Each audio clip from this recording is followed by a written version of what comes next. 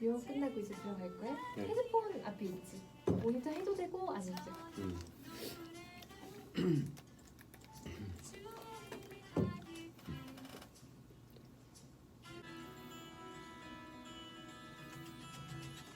행저질라 목요일은 전도와 함께합니다. 여러분과 함께하는 전도 프로그램 어서 돌아오.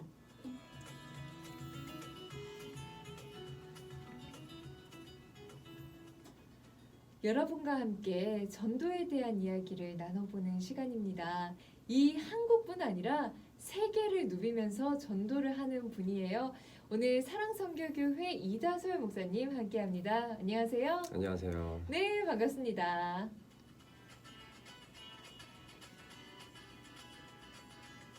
네, 방송가족 여러분 반갑습니다. 저는 예배가 무너진 곳에 예배를 세우고 또 복음이 필요한 곳에 복음을 전하는 다음 세대를 가르치고 세워나가는 전방위 교육선교사 이다솔 목사입니다. 네, 반갑습니다. 반갑습니다. 오늘 정말 제가 기대가 됩니다. 왜냐하면은 오늘 또 세계 선교에 대해서 이야기를 좀 할 거기 때문에 굉장히 기대가 되는 부분이 있는데요. 그럼 계속해서 또 전도 이야기를 좀 이어가 보려고 하는데요. 일단 우리 이다솔 목사님의 그 경험에 대해서 좀 나눌 필요가 있는 것 같습니다. 선교지 어디 좀 다녀보셨고 몇 년도부터 1년에 어느 정도 나가시는지 얘기를 좀 해주시죠. 제가 되게 많은 선교지를 가봤어요. 네. 처음 나간 게 초등학교 5학년 때. 초등학교 5학년 때. 네네. 네. 저 필리핀을 가면서 선교지를 가는 게 시작돼서 지금까지 제가 대략 세보니까 아마 한 84개국, 85개국? 84개국이요? 네네. 와, 지구본이 이렇게 있으면 웬만한 곳은 다 가보셨을 것 같아요. 그렇죠. 뭐 대부분 네. 선교지라고 우리가 얘기하는 곳들은 뭐 거의 다 가봤다고 생각하시면 될 것 같아요. 뭐 네. 동북아시아, 유럽, 뭐 중동, 아프리카 뭐 거의 다 가봤죠. 네. 네. 정말 많은 사역들을 하셨기 때문에 지금 사실 나라만 따져도 그렇게 80여 개국이 되는데 네. 정말 다양한 경험들이 있으셨을 것 같거든요.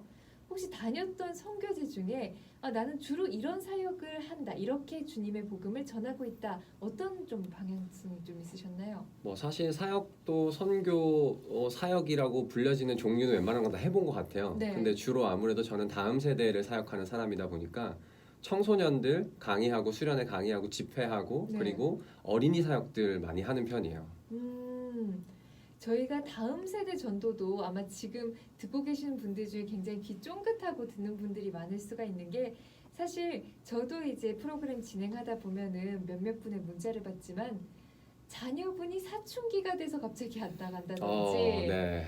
이런 경우가 상당수가 있더라고요. 네네. 그런데 우리나라를 비롯해가지고 또 세계적으로 그런 젊은 세대들, 다음 세대를 위해서 이렇게 발벗고 나서고 계신 거잖아요. 네. 주로 어떤 전도 방식을 사용하고 계신지 궁금합니다. 다음 세대에 대한 이야기를 하니까 사실 뭐 벌써 얘기만 들어도 벌써 마음이 좀 아픈 것 같은데 네. 사춘기 많이 자녀들에 대한 아프죠. 얘기. 맞아요.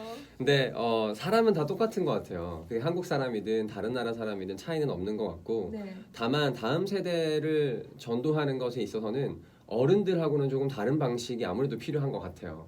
이 아이들은 여전히 너무나도 많은 생각과 고민을 갖고 있는 세대이고 그쵸. 그래서 제일 중요한 것은 공감하는 것 같아요. 그래서 그 아이들에게 공감해 줄 수 있고 네. 그리고 관계가 중심이 되지 않으면 네. 단순히 뭐 요즘 아이들이 재미를 느끼기 위해서 교회를 절대 오지 않거든요. 네. 그래서 아까 뭐 자녀가 사춘기 때 뭐 교회 안 나가게 된 이런 부분들도 말씀하셨는데 네.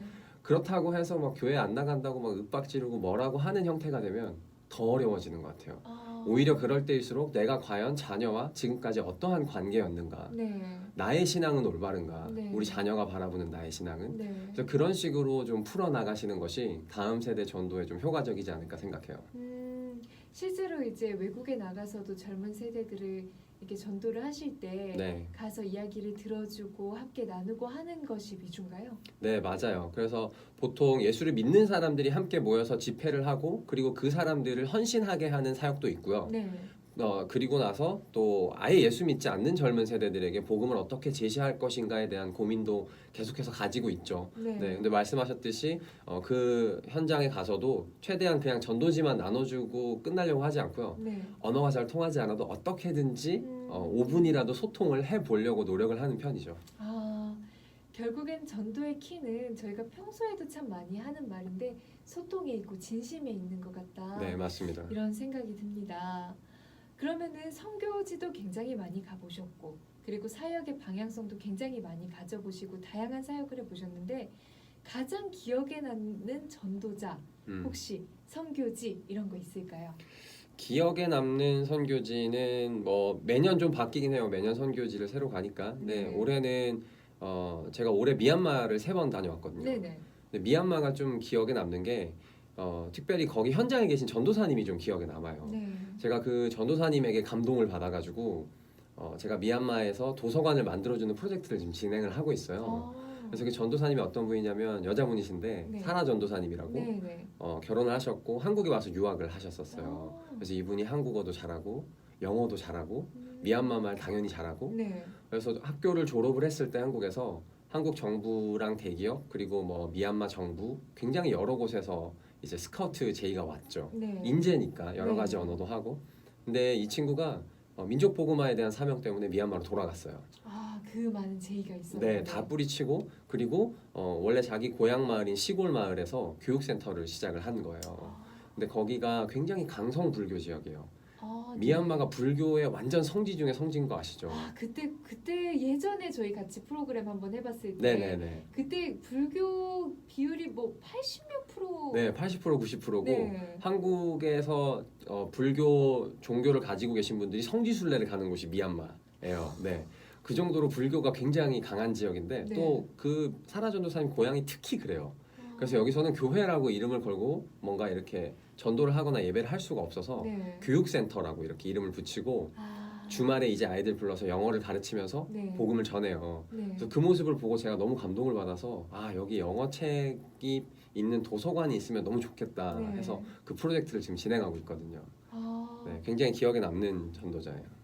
그러면 최근에 이제 미얀마를 갔다고 하셨는데 네, 혹시 다니시면서 최근이 아니더라도 네. 굉장히 뭐 어려운 전도를 해야 됐던 그런 곳이 또 있으실까요?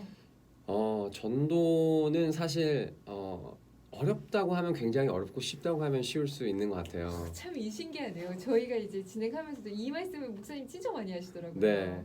근데 이거를 어렵다고 생각하고 접근하지 않으면 정말 어렵고 네. 아니면은 쉬운데 조금 특수한 상황에서 전도를 했던 경험이 있어서 네네. 제가 그 미얀마에서 다른 지역에 아까 그 전도사님하고는 다른 지역에 그 전도 축제에 얼마 전에 네. 청년들하고 갔다 왔어요. 네. 제가 요즘 SNS로 사람들 모집해서 단기 선교하고 막 그러거든요. 네. 네네네. 그 팀이 같이 갔었는데 거기 이제 신학생들하고 같이 도시를 정해서 전도를 막 하는 거예요. 그래서 낮에는 집집마다 찾아다니면서 전도하고 저녁에는 집회에서 사람들을 이제 도전해서 예수 믿게 하고 이런 걸 며칠 동안 하는 건데요. 네. 한 집에 찾아갔는데 이 신학생들이 한국 사람, 미얀마 사람들이 섞여서 팀을 이뤄서 간 거예요. 근데 거기서 그 집 앞에서 막 문 앞에서 떠나지 않고 한 10분 정도로 있는 거예요. 사람이 없는 것 같았어요. 근데 한 10분 정도 기다리니까 어떤 일하시는 분 같은 분이어서 문을 열어주고 들어갔더니 네. 귀가 잘 안 들리는 할머니가 휠체어에 앉아 계시더라고요. 그 집에. 그러니까 그 집에 사시는 유일한 분이 그분이셨어요. 네. 그러니까 이분은 귀가 잘 안 들리는 거예요. 네. 그러니까 귀가에 가까이 대고 소리를 쳐야 들을 수 있는 거죠. 아. 근데 우리가 성경에 그렇게 기록하고 있잖아요. 믿음은 들음에서 난다고 이야기를 하잖아요. 네. 제가 그 친구들이 전도를 그 할머니한테 하는 모습을 보면서 어쩌면 여기가 땅끝일 수 있겠구나. 이들에게는 믿음은 들음에서 나는데 들을 수 없는 사람이니까. 그렇죠. 네, 근데 두 사람이 들러붙어서 한 사람은 할머니 팔을 막 주무르고 안마를 하고 네. 한 사람은 귓가에 대고 할머니 안부도 묻고 막 여러 가지 이야기를 막 나누는 거예요. 막 네. 소리를 막 질러가면서 네. 한 30분, 40분 넘게 계속해서 복음을 전하더라고요. 그렇게. 근데 그렇게 전한 지 꽤 됐대요. 근데 아직까지도 할머니가 믿으시진 않는데 네. 포기하지 않고 그냥 시간이 날 때마다 맛있는 거 간식 사들고 찾아가서 할머니 말동무 되돌리고 귀에 계속 얘기를 하는 거예요. 네. 제가 그 모습을 보면서 전도는 이렇게 하는 거구나. 아. 지금까지 난 전도를 잘못하고 있었구나. 그러니까 전도는요, 우리가 효율적으로 하는 것도 아닌 것 같고요. 네. 우리가 할 수 있는 만큼 하는 것도 아닌 것 같아요. 전도는 복음이 들어갈 때까지 하는 게 전도인 것 같아요. 제가 그 친구들을 보면서 너무 큰 도전을 받았고 네. 전도에 대한 새로운 정의를 얻게 됐어요. 조수아의 오라 듣고 나서 이 시간 이어가도록 할게요.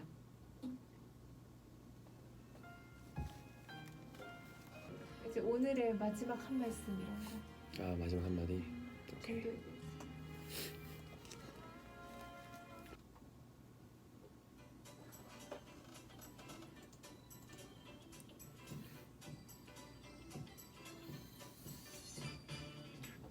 당신과 함께하는 설레는 6시 행복한 저녁 즐거운 라디오에서 드리는 선물입니다.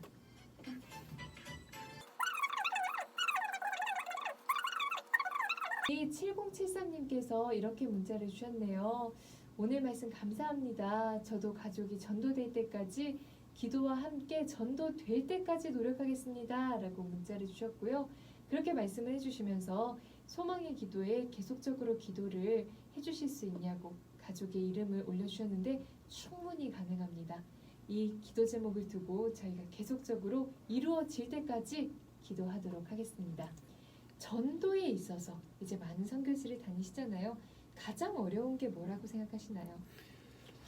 전도와 선교가 동일하다고 생각되는데요. 네. 저는 개인적으로 가장 중요하면서 동시에 가장 어려운 것이 가는 것이라고 생각해요. 가는 것. 네. 네. 예수님이 우리 가운데 지상명령을 주실 때도 그 말씀을 보면 그러므로 너희는 가서라는 단어가 가장 먼저 등장을 네. 하거든요. 그래서 결국 우리가 가야 제자를 삼을 수 있고 그렇죠. 성령의 이름으로 세례를 줄 수도 있는 거예요. 네. 전도를 하기 위해서도 전도 대상자에게 가야 우리가 복음을 말할 수 있는 거죠. 그러니까 일단 내가 살아가고 있는 나의 안전한 존에서 엉덩이를 떼고 일어나서 움직여야 어떠한 일이 생겨나게 되는 거거든요. 네. 그래서 가는 게 가장 중요하면서 동시에 가장 어려운데 마음 먹고 가기만 하면 그 전도의 현장에서 선교의 현장에서 하나님께서 일을 하시게 돼 있어요. 아멘. 우리의 능력과 상관없이 나의 의지나 나의 어떤 목적과 상관없이 하나님께서 그분의 계획 안에서 헌신하는 자들을 통해서 일하시는 거죠. 네. 그러니까 전도도 선교도 결국은 내 능력으로 하는 것은 아니라는 말씀을 드리고 싶어요. 그 최근에 제가 했던 경험인데 한 2년 3년 정도 된 것 같네요. 네네. 근데 교회마다 전도 축제 되게 많이 하잖아요. 네. 그러면 뭐 태신자도 작성해야 되고 뭐 몇 명 이상 초대해야 되고 뭐 그렇죠. 이런 부담들이 굉장히 있어요. 네. 근데 저도 그때 청년 사역을 하고 있을 때 네. 청년들한테 그런 이야기를 계속 했죠. 교회에서 전도 축제를 하니까 뭐 5명에게 뭐 여러분 1명은 데리고 오셔야 되고 최소한 5명에게 문자 보내십시오 이런 이야기를 하는데 네. 제 마음에 어떤 마음이 있었냐면 목사는 이거 안 해도 되나? 아. 이런 부담이 있는 거예요. 네네. 그것도 전도 축제 하기 전날 하루 전날 네. 그런 부담이 너무 마음에 커져서 제가 중학교 때부터 알고 지내던 친구가 있어요. 네. 그 친구 가끔씩 이제 안부 물어보고 하던 친구인데 근데 제가 그 친구 집이 얼마나 심각한 불자 집안인지 제가 알고 있었거든요. 네네. 근데 이상하게 그 친구가 떠올라서 그 마음의 부담을 이기지 못하고 그 친구에게 가서 초대를 했어요. 근데 그 친구가 너무 아무렇지 않게 교회에 온 거예요. 그래서 제가 그것을 보면서 네. 노방전도도 안 해보신 분들이 항상 되게 어렵다고 얘기하시거든요. 아 그래요. 네, 근데 실제로 나가서 여러분 전도지를 나눠주고 사람들에게 예수에 대해서 말해보면 물론 매몰차게 거절하고 싫어하시는 분들도 있지만 네. 의외로 우리의 생각보다 많은 분들이 우리 얘기를 들어주신다는 걸 알 수 있을 거예요. 그래서 여러분들이 안 된다, 불가능하다, 어렵다 얘기하지 마시고 네. 움직이셔서 전도의 현장으로 선교의 현장으로 가셔서 네. 예수 그리스도를 담대하게 선포하시면 하나님께서 일하실 것입니다. 참 오늘 또 이사준 목사님께서 굉장히 좋은 말씀을 많이 해주셨는데 아쉽게도 방송 시간이 지금 흘러 거의 다 돼가지고 너무 아쉽네요. 그렇죠. 네. 마지막 한 말씀 드릴 네. 시간이 된 것 같아요. 딱 한마디로 정리하도록 하겠습니다. 네. 아까 나눴던 얘기인데요. 네. 여러분 전도는 끝까지. 끝까지. 네. 아멘.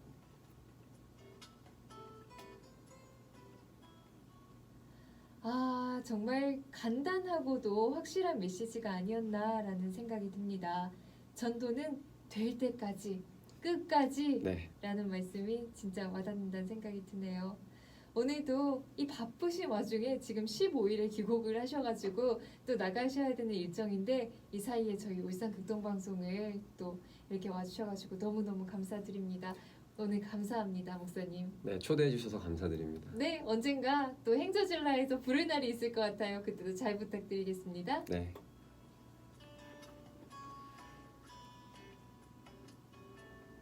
여러분, 연말이 정말 손에 꼽게 남았어요. 이 손에 꼽게 남은 기간 지금까지 저는 6시에 함께하는 행복한 저녁 즐거운 라디오 진행자 아나운서 차현정이었습니다.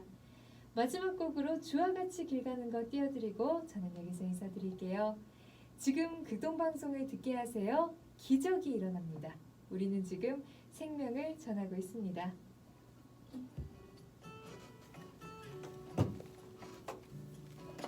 고생했어. 수고하셨습니다. 수고하셨습니다. 아우 기침 나올까봐 긴장해가지고. 아유, 그래도 너무 고마워. 감기 때문에 이렇게 아프면 하기 쉽지가 않은데 너무 고맙지. 시꺼맸네. 인사 한번 할래? 나 유튜브 하는데. 안녕하세요. 차현정 아나운서입니다. 울산 극동방송. 반갑습니다. 반갑습니다. 여러분 울산 극동방송에 놀러 오세요. 오늘 또 현정이가 맛있는 걸 사준다고 그래서 밥을 먹으러 이제 갈 겁니다.